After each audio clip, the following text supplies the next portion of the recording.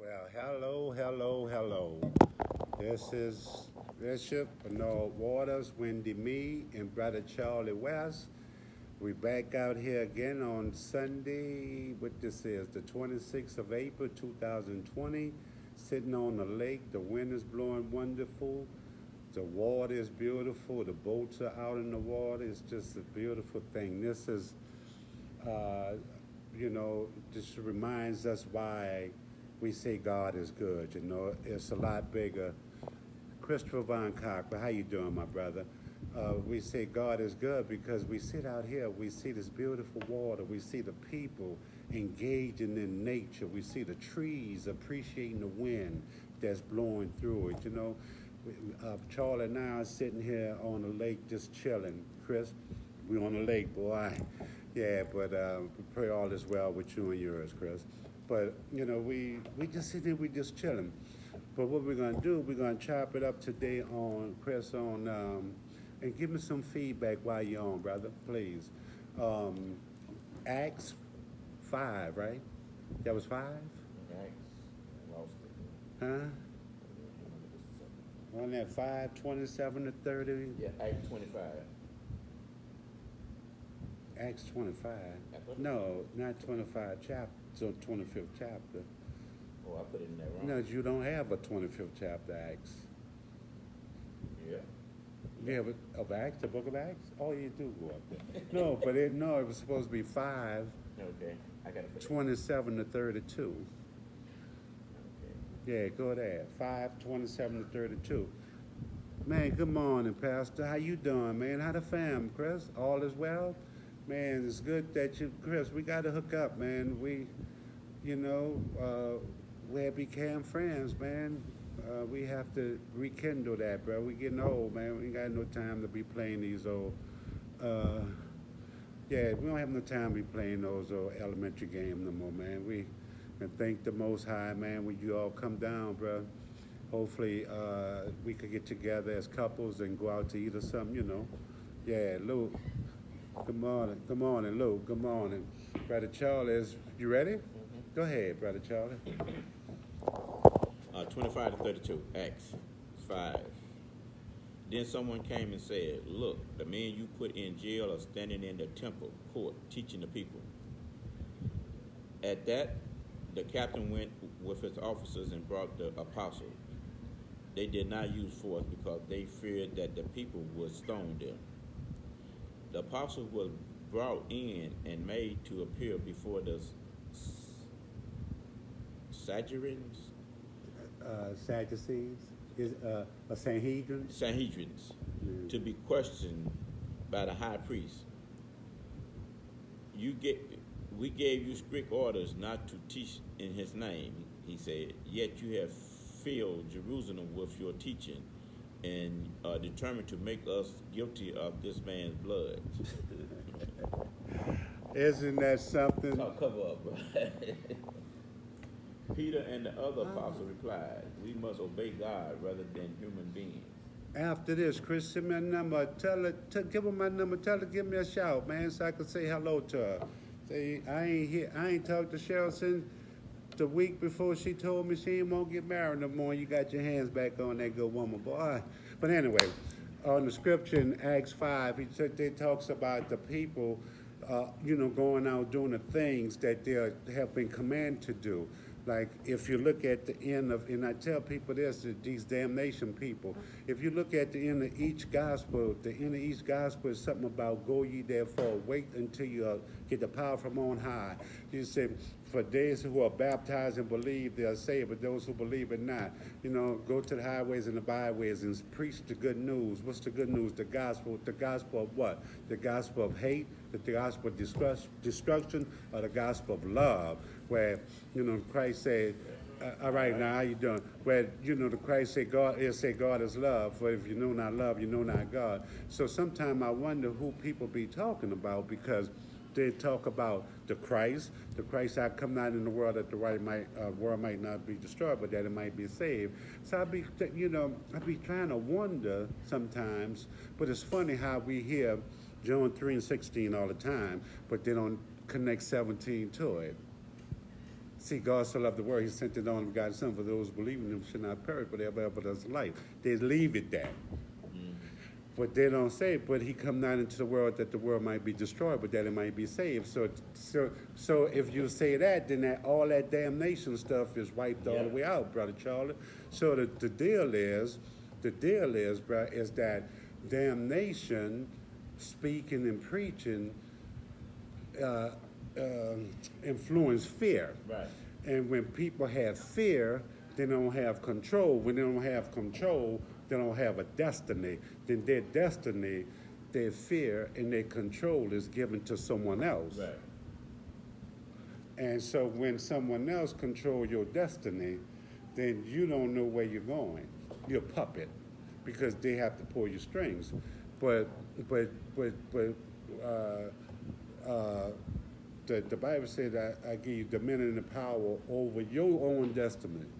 You know, well, dominion and power over your life, your choices, your decisions. The Apostle Paul said that one must work out their own soul salvation. So when one starts to knowing who they are in God, and then we supposed to, Brother Christopher, Pastor Cockrell, he way up in Vermont. He didn't think he'll find himself way up there. We up in Vermont. But they don't have that many of us, but there's some of us that want to hear about a God that save, a God that love, a God that, you know, people don't want to hear. We crushed already. So I don't need to be crushed no more. I need you to reach out and pull me out of the rut that I'm in. You know, like I told you, I'm starting to use profanity again, and I had stopped using profanity 20-some years, so I can't be comfortable with that. I have to correct it. And so for me to correct it, I have to acknowledge that it's becoming a problem. So I went on, I told the world, why? Because I have nothing to hide. My life is open. You know, I live what I speak what I live. I don't pretend, I'm not trying to act like I'm what I'm not. It is what it is with me. But here's the deal. When it comes down to dedication, commitment, I'm there. You know, never ever brought no shame to nothing or nothing. But because I didn't want to be a part of the suck butt crew, you know, I was ostracized. But I'm accustomed to doing a lot of things on my own by myself, so it didn't bother me as much as it may bother a lot of other people. But nevertheless, when you're a part of something that's supposed to be national, when you need that, you know, that like they're preaching, they don't care, they're going out, they're doing it because they was commanded to do it. Why? Not because of personal benefit, because they was responsible to build up the kingdom. Right. So you and I, we often talk about building up the kingdom. We talk about taking back power and control of our communities. The only way we're going to build up our kingdom, the kingdom of our community, if we, the church, take back power and control over the community. So the church don't have no power, no control in the community because most of the people that go to the church don't live in the community. So they don't have a vested interest in the community being better. Right. So if we go there and pretend once a year we'll give a health fair, good health, all that, but after all that's over, then what? You know, and so at some point we have to learn what's this whole concept of God, the Christ, why the Christ came. What's the whole concept of that? Is it for individuals to prosper, or is it for people to prosper? You know, people together. And when you look at people, if you look like in the book of Acts in the 2nd chapter and the 4th chapter, tell you about people that went and sold goods, brought it to the feet of the apostles that they might help those who was in need. Well, I don't know how true this is because you have to watch what you get off Facebook, all right? You really do, because people create a lot of stuff. But they had somebody say, Joe Osteen say, if Jesus would have wanted him to give people some of his money, he wouldn't have gave it to him. But now, is that true? I don't know. But what is true is that you don't see big so-called mega ministries stepping up and saying, hey, people, you know, we got you. Uh-huh. You know, we got you because we collect millions of your dollars. Yeah. And this is why it hurts when the church is not communal. Because if the church was communal, then the church would care because it's the people that live around the church that's affected. Right. And you see what I'm saying? And that's this so they will come together and share what they have. So when you mess up the structure of what the Most High Creator intended, because the structure that the Most High Creator is tainted. They tainted it. Yeah. See, because it's not even, you know, it's not working the way that they doing it. But anyway, so when I think back and I look at all that stuff, and I think about in 28 when I suggested to them that we buy some houses around the church, put people in them. Now we doing two things. We buying up, you know, blighted property in the community. Plus, we giving three things. We're buying up blighted property, we're giving people a home, and we're going to increase membership in the church because part of you getting a real good discounted price, we're going to have a member price and we're going to have a non-member price. Right. You understand? But they couldn't go for it because they thought that I was trying to build my own personal kingdom, not work with the church, which I was doing my own stuff already. Mm-hmm. So I was trying to give that to the church. So I sent out, and you should have got it a couple of weeks ago, where this pastor was starting to do that around his church. And the 2 minutes, Sister Loretta sent back, that's our church vision. Well, unfortunately, the church didn't buy into the vision. It's their pastor's vision that God gave to pastor, right. that pastor passed on, but because they fighting it so hard, you know, it didn't go through. Now, it's not over. It's gonna happen, right. But just the opposing forces, God have to do something with them first. Because, again, it's not about personal gain. God gave me an ability to gain for myself. I don't have to exploit the church for my gain. You know, and they didn't get that.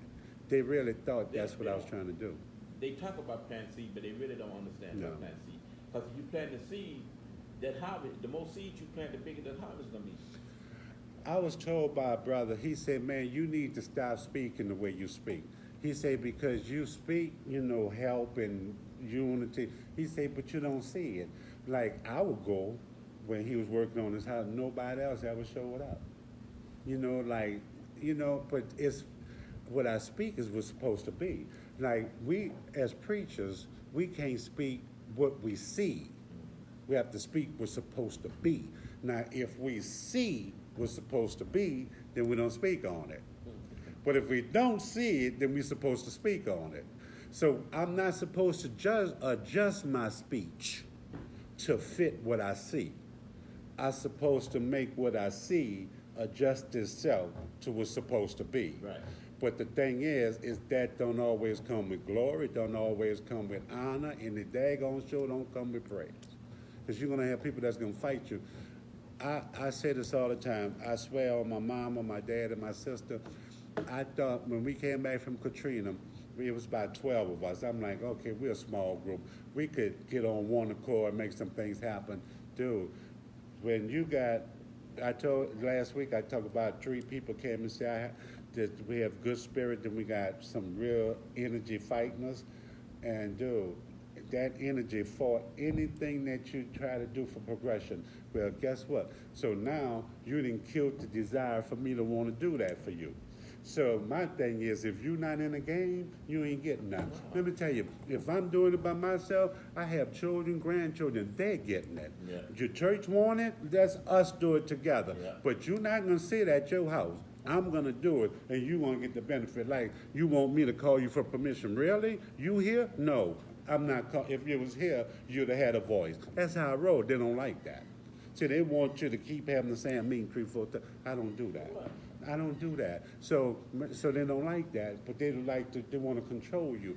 The one thing I can say about Brother Christopher on here, he shared some things with me about how the people try to, you know, punk you and all that stuff. And a lot of that stuff was true. You don't look for that in the church, man. You like, why are you fighting me? Like, we're supposed to be on the same team, you know? But again, they thought that I was trying to gain from them personally, really. They thought that I wanted to use their structure, them, for my personal gain, when I was really protecting them because they was trying to take it. And so, but they didn't get it. They didn't get what was happening. But again, when people don't get to know who you are, then they can't see the good works that you're trying to do. Right. Because they see you how they perceive you. Right, and not only that, right? A lot of them ain't gonna be able to see you for what you're doing and what your worth is because they come to the table talking about a group, but they're actually coming to the table with a single agenda. Mm-hmm. You know, what can I get from the group? So whatever you putting on the table, if it's not fitting my agenda, I'm fighting against it. Never mind that if you say, well, hey, Brother Charlie, I got 1 acre out there of free land that we can do something on. Okay, now if I got 200 different seeds sitting in my house, right? Okay, I'm sitting there saying, well, I can sell these seeds instead of going and planting them seeds on your land because if I plant the seed on your land, the land is yours. Whatever grows on that land is yours, right? Never mind the thing that we're talking about where we can plant these seeds and we can grow this and we can do that. And that's the same thing within the community. When you're talking about buying houses, the only thing they seen was if you said we buying houses, it didn't matter what the take was in the neighborhood. All that stuff you saying, all they heard was that you said we're buying houses. Right. And they couldn't see the church buying the houses. They only seen you. They looking at you in a negative sense already. Pamela Rowley, how you doing, brother? Right. That you trying to get the house. Right. You, No, but I did tell him, and I said, look, I said the church will own the houses. You know, we collect rent, we get membership. It's a win-win for the church. And so one sister came to me, I swear, just the real truth. One sister came to me and said, well, what about those of us who have houses? I said, what about it? She said, what we gonna do? I said, nothing. I said, I don't get nothing either. I have a house. Really? Like, really? Like, you just don't know. People come to churches, but people really don't know what the church is for. People don't really do this minimal study. Let me tell you something. The Bible teaches you in certain places what the church is for, but very little. Most of the Bible is used to control your mind with their ideology. Religion have tarnished the Bible. For instance, the scripture I told you to read, I know that scripture from older versions of the book. Now the way it read, it don't read hardly nothing like it used to read 20 years, 15 years ago. So it's almost hard for me to even recognize. Yeah. And like I told you, sometimes I think I'm in something other than the King James, and it's, you know, I'm not. I mean, I'm like, bro, you know, but I see what's going on. So people not doing nothing to enhance themselves because they don't, like the Archbishop was saying, they don't want to know. They think that their lack of knowing excuse them from being held accountable. Right. Here's the deal. Whether you believe in God or not, whether you believe in heaven and hell or not, all that's your thing. But the deal is you should have enough love for yourself not to want to waste your precious life on foolishness. Yeah. You know, and because life is precious and life is beautiful. So in God, life is wonderful. So I could say this unemphatically. From before I started to walk in God or the Most High Creator, whatever you want to call it, you know, I was doing this, that, and other. So for me, and it helped me to get my life on track. It helped me to become a better person. It helped me to, you know, to just do things that I needed to do. So I know this stuff will work for you. Now, do I believe in Aristotle? No, I'm clear about that. You know that. No. I believe, like the great prophet Bob Marley said, and I'm going to lose some here. The great prophet Bob Marley said, it's the book of man and the book of life, the book that man used to try to govern his life. But a lot of people, as we know, let's be real, a lot of people, as we know, people know the Bible and they use it to their benefit, to their own personal benefit, what the Bible tell you don't do. And so when you do that, then you're not representing that God. So when they were out preaching and they came running, didn't we forbid you? You don't control me. You don't own me. The Most High own me. Yeah. You see, the Most High told me, go ye therefore and spread the good news. So that's what my job is. My job is not, you can't spread, let me tell you, People go to church 5 and 6 times a week. Really? Really? Like, when to work? When you going ye there for? If you always in church, so it's all confusing. But then the brother of Jesus, James, say in the 5th chapter, I think the 26th to the 28th verses, somewhere up in there, that the church is for the poor, the widows, the orphans, and that it's a place of service. Even though they always talk about how much they love Jesus and the blood of Jesus and all that in Jesus, but Jesus himself told it to the disciples. Good morning, Sister Retta. Jesus himself told it to the disciples. What did he say to the disciples? No, not in that. He told us, he said, those who aspire to be the greatest must be the least. And they said, what did he mean? He meant that you must know that your job would be to serve humanity. So being great is not being served of humanity. It's giving service to humanity. Now, it's not fattening the fatty calf. The church, the honest design of the church is for the community to come together, make sure everybody have what they basic necessities. Right. Food, you have to eat to live. You have to have water to live, stuff like that. Not your telephone bill or not all that kind of food. That's your thing. But for food, water, stuff like that, that's a necessity. I was living in Atlanta when Katrina hit, right? And you had all those pastors, including Creflo, Eddie Long, and some other prominent pastors in that city, right? When Katrina hit, right, you can hear the thing, they on TV, they making these statements, they on the internet, and they saying, well, New Orleans was sin city and God was punishing New Orleans. And me being the non-Christian religious type of person, I said, well, biblically speaking, wouldn't that be the perfect opportunity for the church to go step in and show what the church is supposed to be doing? Instead of you sitting around waiting on the government and then want to say people here, it's Sin City.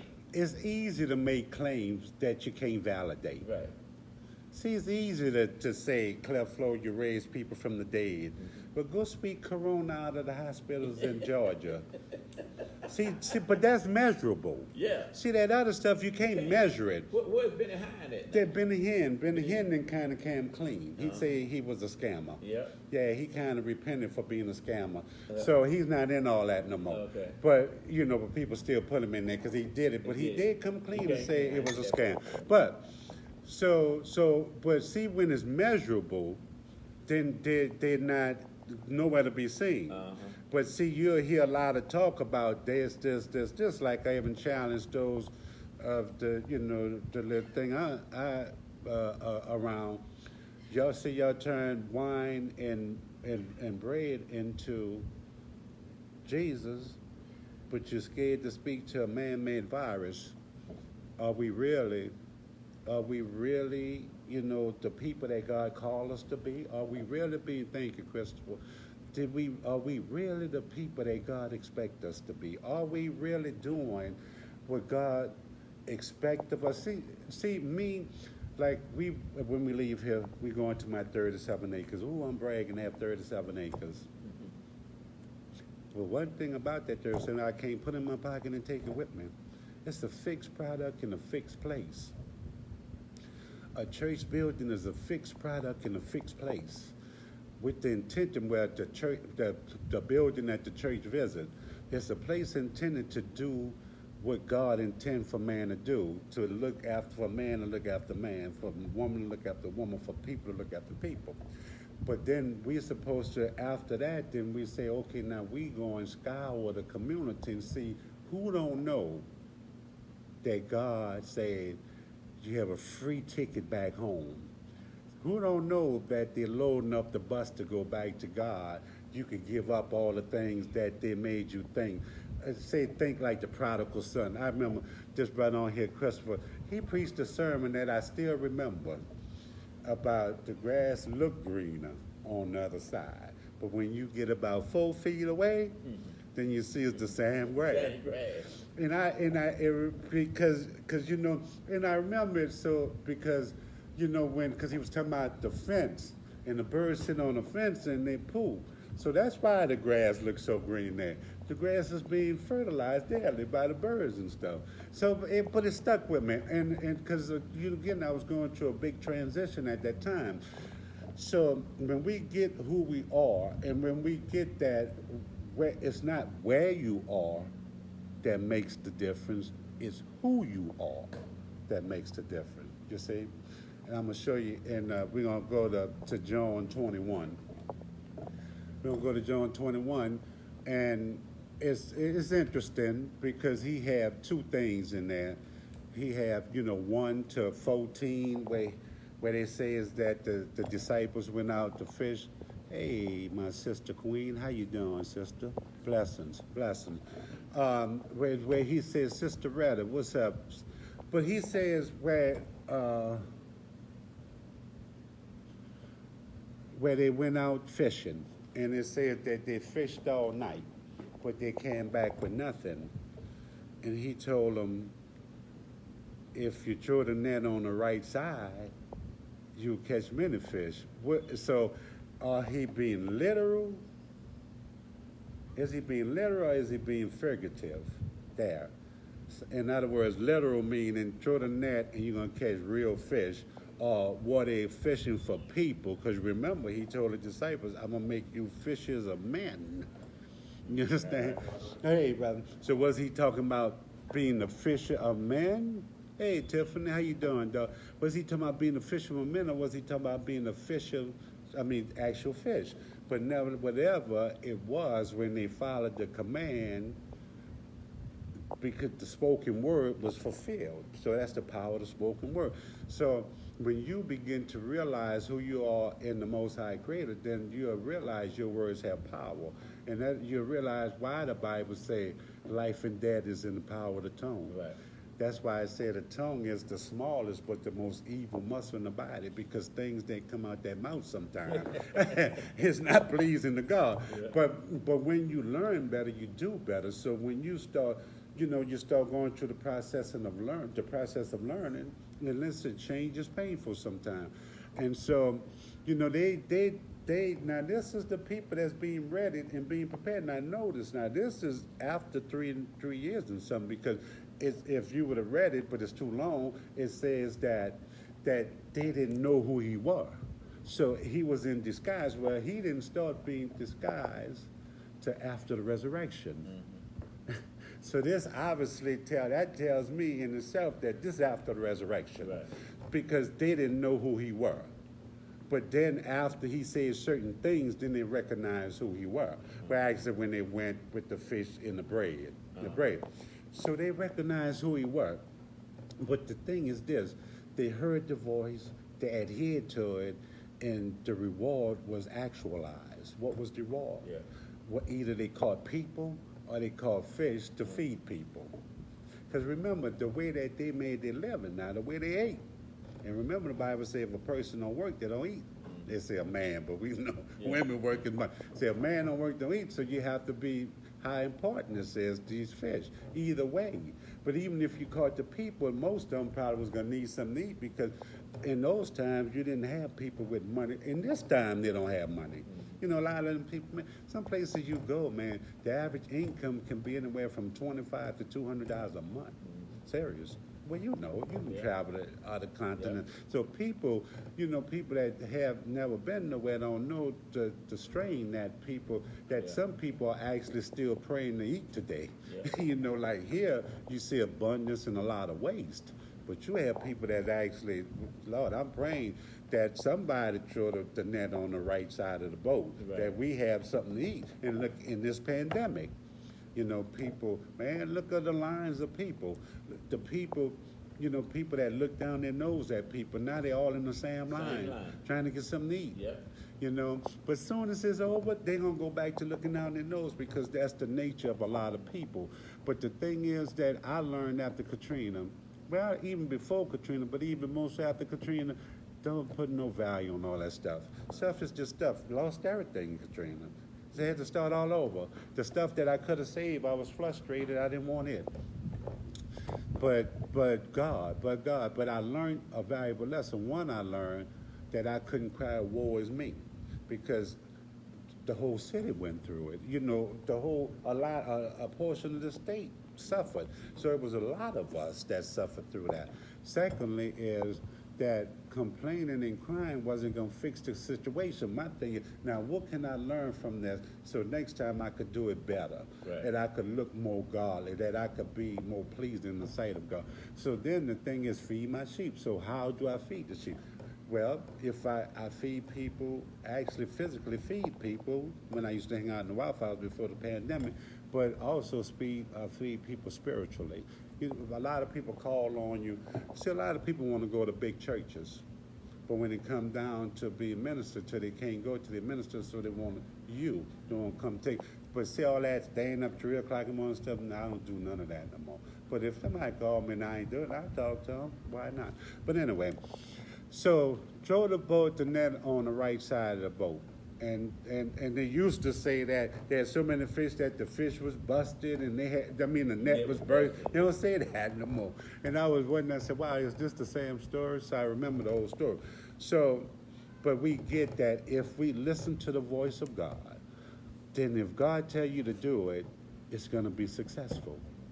God not going to tell you to do something that you're not going to succeed at. Here's the deal. Sometimes we want something so bad that we think God told us to do it. Serious. It happened to me. God revealed some things to me, but I didn't ready myself for them, so I missed it. Something like when I was going to quit 3 times. I swear I thought God told me I could quit. And three times something happened. I said, dang, God, you told me I could quit. That was my desire. It was my desire to quit. It's not necessarily. So I thought I heard the voice. Because the first thing I heard, I wanted it to be God, because I want out. But every time I tried to do it, something happened and I couldn't do it. So I knew it wasn't God's voice. I knew it was me hoping. So the thing is, God, the Bible says that He said, I know the voice of my people, so do my people know my voice. The thing is, do we know the voice of God? See, what kind of Christian are you, if you're a Christian? Are you a Christian of Romans 10, 9 and 10? If one confesses their mouth that Jesus Christ is Lord, believe in their heart that He was risen from the dead, then they're saved. Then somebody tell you, go ahead, Charlie, you're saved.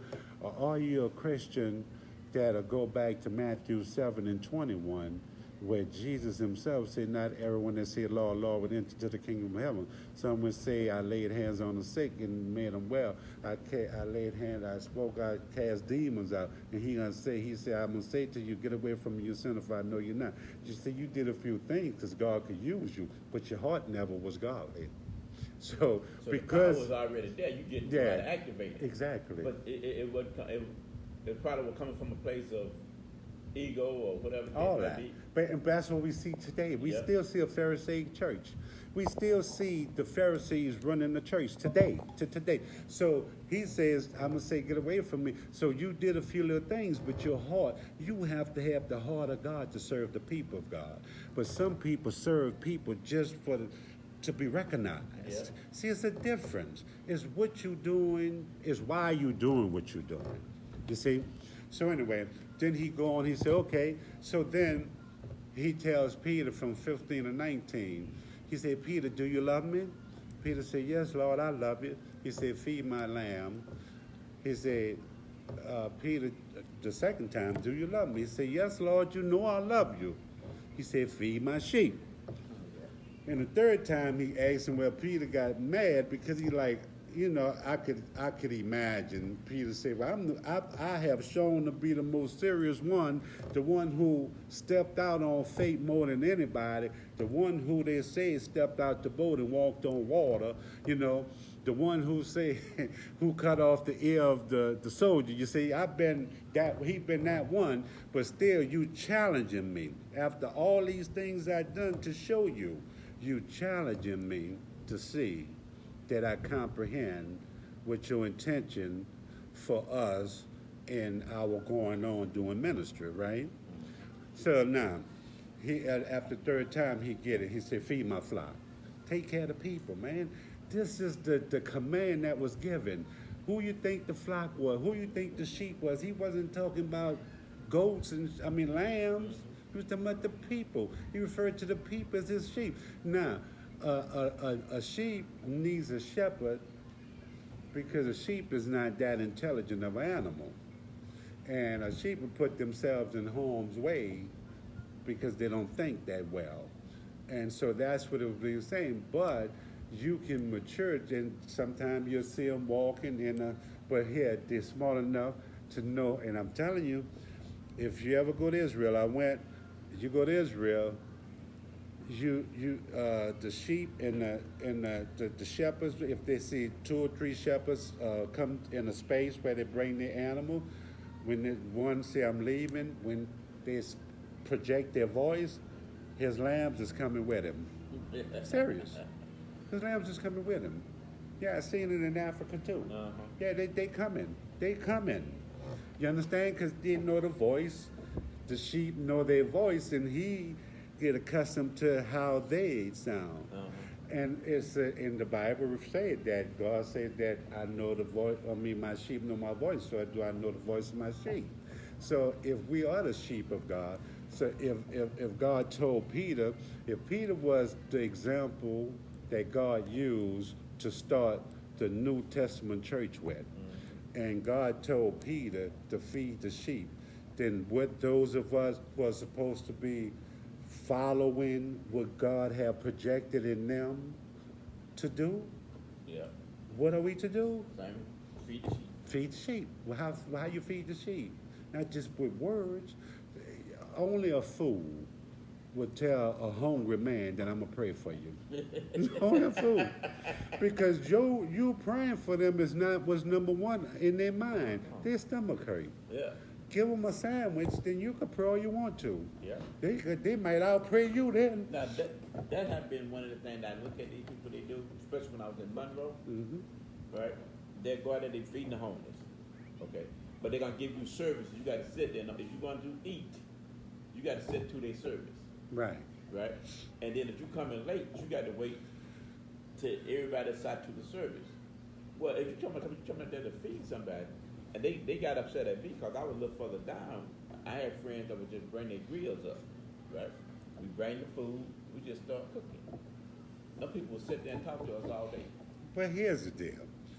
And you have to realize, and it's unfortunate, but it's true. And if I'm lying, Chris, correct me.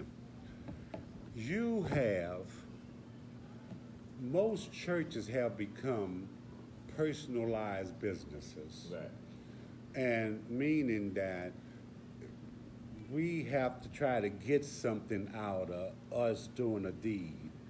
Like because we say is that, okay, the preacher say, they go to Malachi, which really you can't use in the so-called New Testament because the New Covenant is totally different. And so-called the Last Supper is supposed to represent the New Covenant. When the New Covenant was ushered in, a lot of things changed. But so you go to Malachi and say, there man robbed God. How should you rob God? Through tithes and offering and all that kind of stuff, right? So the tithes and offerings, you robbing God, they say. So the only way you could be robbing God is if you're not feeding his sheep. If you're not taking care of his lambs, then you're robbing God. See, the money is not intended, and look, listen to me closely here. The money, the Bible says that the church is responsible to take care of the preacher, but not like what we see. You know, because remember now, this all stuff was generated by people that was poor. Well, see, here's the other thing though, right? If you got a pastor out there 8 hours a day, right, knocking on doors, right, dealing with the people out there and some of the issues that they got. I mean, this is you getting paid. This is your job, not just preaching on Sunday. But if you got a young man that's getting in trouble in school, right, and you going to sit and talk with that young man, just like any other counselor or whatever the case might be would do.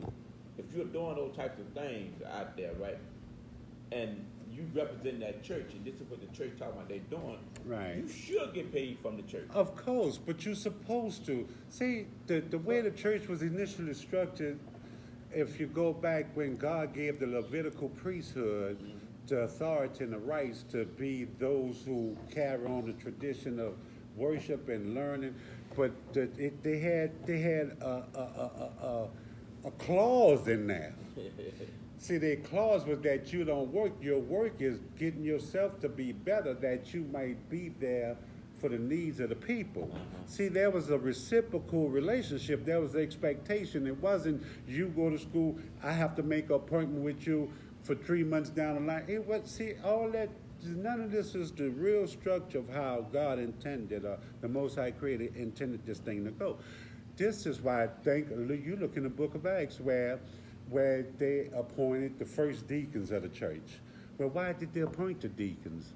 Because the people needed services. The apostles couldn't serve the people both physically and spiritually. It was too much work. It was too demanding on them. You get it? So it was too demanding. So then it became their job, our job, my job is to teach me how to work, which that'll never happen because the Bible says harvest is plentiful, but laborers few. But my job is not to teach you to be dependent. My job is to teach you to be independent so you could go out and get some sheep. Yep.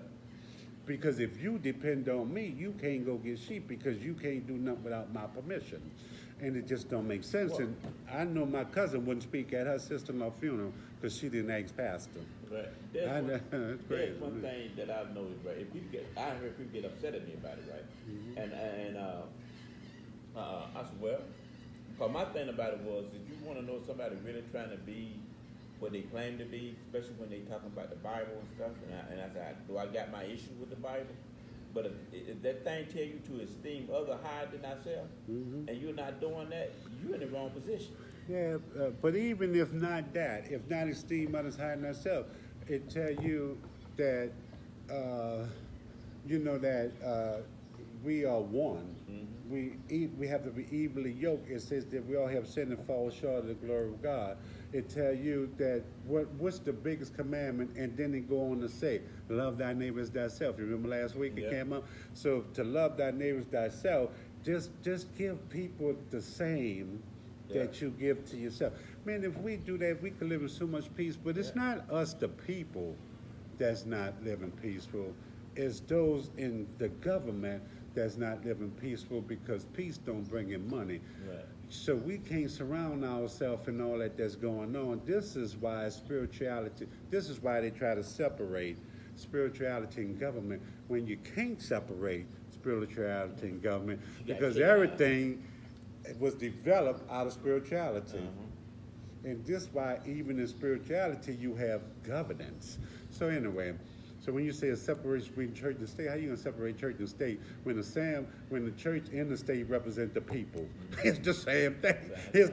Both of them represent the people. The same people that's in the government is in the state. Yep. But they want to be comfortable that when they're doing they trash and messing over people on Sunday when they come, then they could tell God, well, that's just Sunday. So Monday, then I could be a jerk again. But we all know that it don't work that way. But that's what people think that they can do.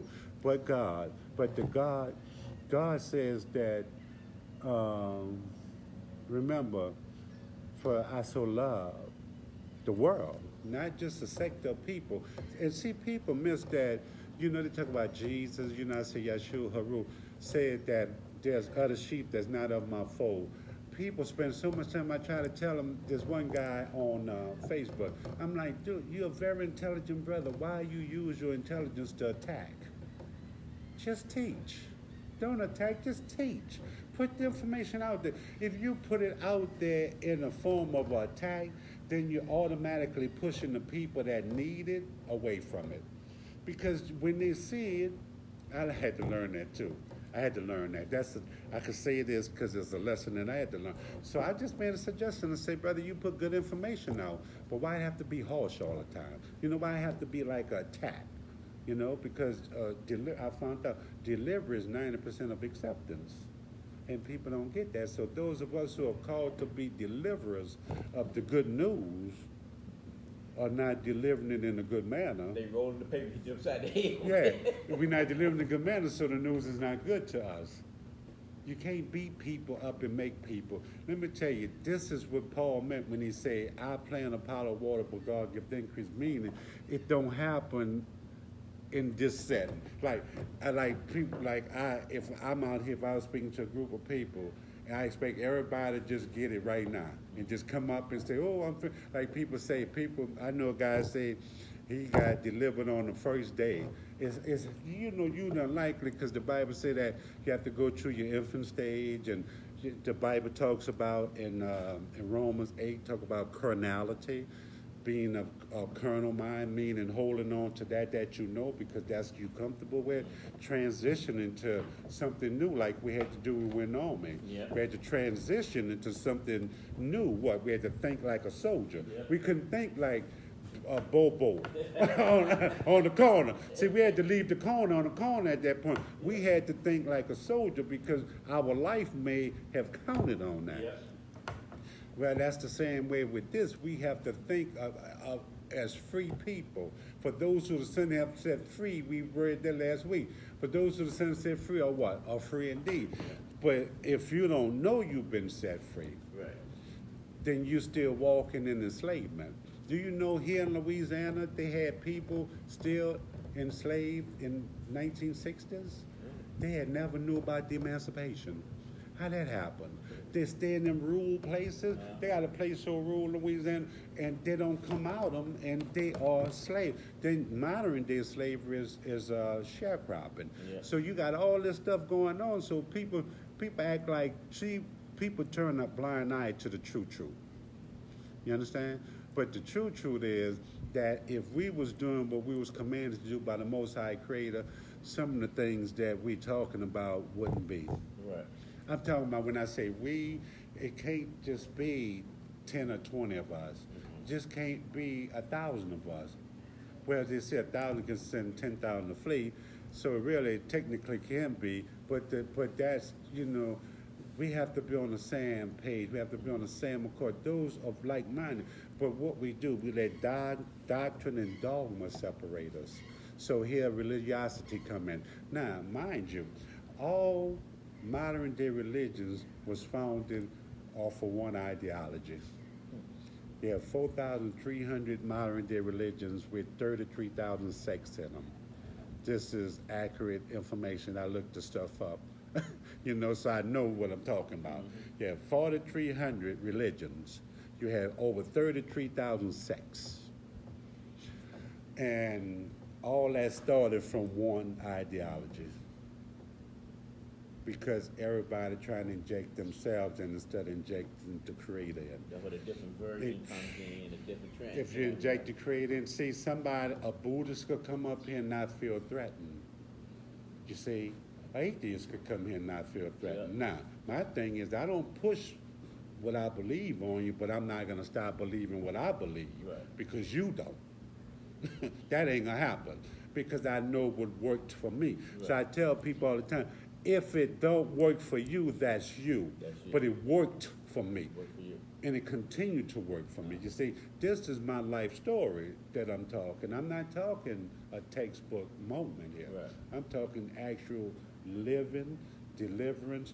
I'm talking changing of lifestyle. I'm talking making better choices and decisions.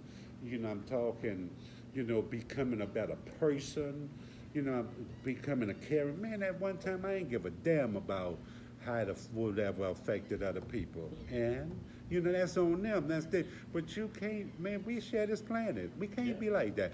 But we're taught to be selfish, and I was all in it. But now, of course, I try to be selfless, but it don't always work, let's be honest. But I try not to do no harm to no one. I try not to be rude to people. I try to love people as much as I can. But let me tell you, sometimes it's a task. Yeah. Because it's hard when you try, the Bible says, whenever I try to do good, evil is always present. So I'm telling you, we used to go to the church every Friday and do things, and they wouldn't come. Then they want to cut down what we had planned and stuff, knowing that we will be there. Really? Where they do that at? In every church almost in the world. Because people are fighting the people. We're fighting each other as opposed to fighting a so-called opposing enemy. See, if we all in this building, then we can't be each other's enemies. The Bible says a house divided can't stand. This is why you don't see no productivity Right. in the average church, because most of them are divided. Because my family started this church, who they think they are. Our family, you see, you hear all that. Yeah. I've heard where, and you can pull this up all on YouTube, where churches have had fights because Yeah. half of the group is against the pastor and half is with the pastor, and they fighting. They You have to fighting, call the yeah. police. Yeah. I'm I've talking seen about that blow. several churches. What God are you representing? The God of peace and of love? You know, the God that says that one day lambs, lions, and sheep, leopards and sheep gonna be laying together? They had I don't know if you remember Kevin Murphy or not. I ever heard of him. He was a basketball player for the Houston Rockets, Okay. on drugs and all that stuff. Now he a counselor and financial Okay. advisor and stuff, right?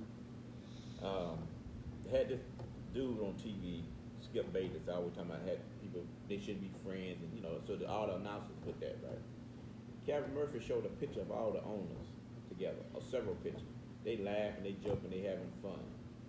Shit, they hanging out, they go to different things, they have their Yeah. meetings and all Yeah. that, right? And he said, now, these are the owners of each one of those plantations. Right. Okay, they laughing and joking, but you tell the people that are working on those plantations, the basketball players, that they can't be friends, but the owners are friends. Right. Well, they want you to have the animalistic behavior. Look, you ever heard me call professional sports modern day gladiation? Yeah, that's what it is. Uh-huh. It's just that. Yeah. They pay them to super receive. And I was explaining this to, I think, my daughter and my wife, to what you have to get, and I'm glad to refer to that. That's why I don't, the draft, and that don't mean nothing to me. But I look at it as modern day gladiation. They take poor people, get them to go out there, hurt themselves all up. Once they washed up, they gone, they broke, they don't have nothing. And so, but see, the owner gonna be rich. Yeah. See, the owner gonna keep being rich. And that's why I tell them they get mad with people like Anthony Davis. This guy, he in the part of his career where it have to happen. Yeah.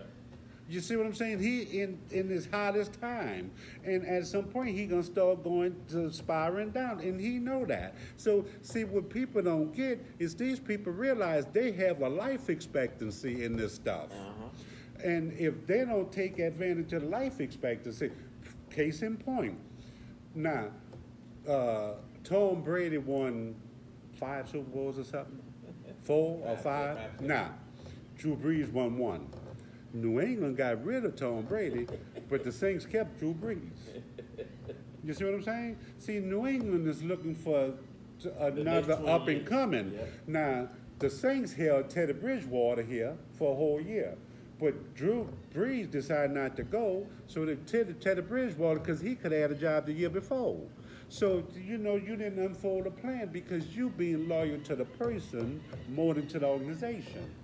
Because, okay, Drew, you want to play, somebody will take you for a year or two. You're a good quarterback and stuff. But these, with Teddy Bridgewater, he ain't lose a game when he was in. Taysom, but so it's an old game.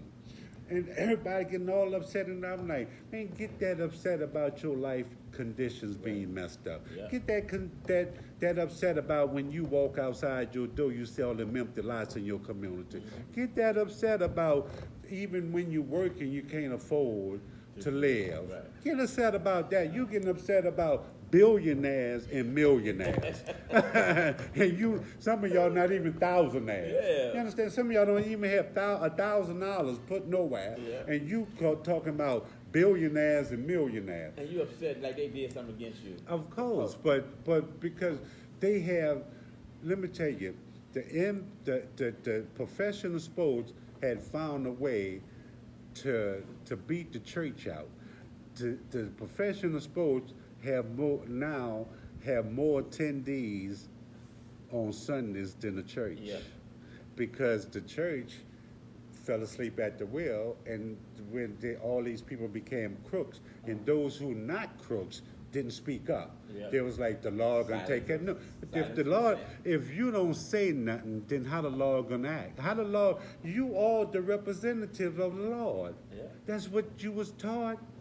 He said, go ye therefore and spread the good news. What's the good news? That you've been made back whole. That the veil was rent and you back connected to God. So if you can't say that, then you can't stand on what's true. So then you become, as Matthew 7:13 said, you become, you on the road, you're going through the gate to the road of destruction. Broad and wide is the gate that lead to the road of destruction, and many will find it.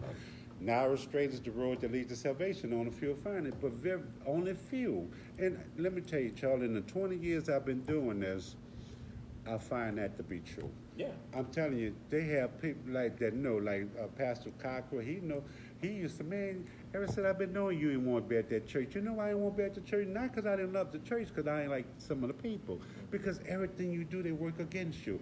Now I'm used to it. But guess what? The decisions they made, I don't participate in them no more. See when that church, when the building flood, you come back when we go and clean. I don't know when y'all going to clean it, but I know who not going. I ain't even coming. I'm not even going to pretend I'm not coming. You want to keep it, you deal with it. Now the flood insurance is, we're not going to have flood insurance because too many flood. I try to tell you all this, y'all don't want to listen. See, the old folks used to say a hard head make a soft behind. Yeah. And even in spirituality, a hard head make a soft behind. And sometimes people have to experience things that they don't need to experience because they don't want to believe that you stepped in manure and you tell them it stink. So they, well, shit, it might not stink on my shoes. I have on, you see, he had on Family Dollar shoes. I have on Nike Air. So if I step on it, you understand? But let me tell you, manure is manure. No matter what type of shoes you can have on $1 shoes or $100,000 shoes. Manure is manure. Yeah, and so people have fallen for the manure. Yeah. And not for the truth. And he said you should know the truth, and the truth should make you free. So when he was telling Peter, Peter, feed my sheep, Peter, feed my lamb, he did it 3 times. He wants you to know what's important. He's telling you this is what's important to the Most High Creator. This is what's important on high. It's not leaving a guest. So then when people come with all this, you going to hell, that's not a part of what the new covenant is. The new covenant is that you now, God says that it's the Most High Creator said, my desire to live in them, we're part of you. He said, the new covenant, I'm going to make a new covenant with man, unlike the covenant I made with their forefathers. I'm going to be their God, they're going to be my people. I'm going to live inside of them. I'm going to dwell in their inward parts. That's what the Bible said, not Bernard. And the Bible said that in John 14. Before John 14, around 29, said, I'm going to send you a comforter. And then it says, I and the Father are one. The Father in me, so am I in the Father. And I'm in the Father in me, so am I in you. Relationship, that's the Trinity. Right. God, the Christ, and you.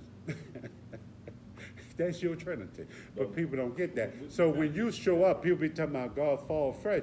But I thought when you walked in the door, God came in. Because he's supposed to be inside of you. So if you have to come here and summons God, I'm scared of you. Yes. Because you don't know who you are. You see, you don't know who you are. You operating in something that you don't comprehend. Because you ain't walking with him. Come on, now you're not walking with God, you're not walking in God. The Most High Creator says that you should know the truth gonna make you free. Too many of us are putting up with lies, deception, and so you'll find it funny, like for Jesus to tell Peter that 3 times, and Peter get upset in John 21, 15, 19. And you know, all that happened, Peter got upset, but he wanted to know you get it. And that's what I tell people, preachers, a preacher that says something one time and go, he don't care about the well-being of the people. He want them to stay broken. A preacher that's serious about doing any kind of preaching or being a effective preacher, when they see error, they're going to keep speaking on until it start getting repaired. That's your job. Your job is not to bastardize people. You can't send people to hell. You better try to keep yourself out of that, if there's such a thing. You know, our job is to, he said, okay, in Romans 10, 9, and 10. Okay, confess when you did that. You confess. Then it says, but how can you hear without a preacher? Then it said, but how can they preach unless they were sent by God? You see, so People are preaching, but they weren't sent by God. Remember, many are called, but only a few are chosen. So we ask the wrong question. See, people ask the wrong question, Brother Charlie. They be telling, man, that nigga ain't called. That's the wrong thing to say, because you can't say that. And the question is not what they called. The question was, are they chosen? Not just the preacher now, just the janitor, just the deacon, just the, the hospitality, all this. Are you called to that ministry? All of this is a ministry. See, the thing is, okay, you called, but to what ministry? But everybody think being called is just being called to do the spoken word, to be the preacher, to be the minister. No. Being called is that they have all kind of duties that need to be done. And the building will not function properly without everything being done. So everyone have something to do, and everyone have equal amount of importance.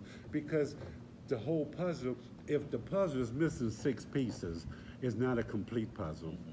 For it to be a complete puzzle, it have to have all the pieces. So in spirituality, the pieces are, we have to know who we are in God. We have to know when God said, feed my sheep, feed my lot, feed my lamb. We have to know that God is saying that I gave you all that you need, that you might represent me here on planet Earth. And as you do so, as you represent me here on planet Earth, you have power and authority. You remember, he said, I give you dominion and power over all the earth. But then what the Bible also said, whatever you loose on earth will be loosed in heaven. Whatever you bind on earth will be bound in heaven. Not me just getting mad with y'all, it's the things of God that I have been given dominion and power over, you understand, to represent God. So when I bind or I loose or whatever I do, it have power because it's in agreement with what God commands. Do I need to say that again? Whatever, but I'm going to say it again. Whatever you do, a bind or loose have to be in agreement with God's plan, or you not doing God's business, you doing your own business. And unfortunately, in this time, we see too many people doing their own business and not the business of the Most High Creator. So I say that to say, if like we in John 21, 1 through 14, they talk about them going out fishing, not catching anything, because even in the older version, they tell you that Peter was upset the way it said, not like Peter happily went out and threw the net. The old version say Peter was kind of upset because they tore it out all night and didn't catch nothing. And after that, they went, they cast the net. The net was so full that it almost broke. Now they say 150 fish was in it. Now they put a number. I'm like, man, they're just changing stuff. Yeah. But again, those who've been doing this a while, you see how they keep changing these things. But anyway, so the net was full, and they did all that. But then after that, he said, now that you have that, now that you have what you need, go out and feed my sheep, Peter. Go out and feed my flock. Go out and feed my lamb. So in all thy getting, get it overstanding. But overstanding, understand this, that God cannot be measured on the earth if you refuse to do something, because the God of the creation of the creator of the Bible, the God of the earth, the creator of the earth says that that I'm going to use you in my service, that we're going to go to the highways and the byways and proclaim the good news that God says that you can come back home. Just like the prodigal son left home and came back and was welcome, but that's a story of the prodigal son of God. And we are the prodigal children, or those who were lost are still lost, are prodigal children, but we need to be telling them that the Father said, come back home, and we can kill the fatty calf, because we're going to celebrate. Because remember, and I do close here, the Yeshua Haru says that if you had 100 sheep and one went astray, one man wouldn't leave the 99 because they're together and go after the one. Remember, our job, people, is not to run them, but to get them. God bless you. God keep you. This is truly my prayer. Assalamu alaikum, Ashe, peace, Namaste, Hotep. We love you. Thank you for coming on. Bless. Blessings. Bye-bye.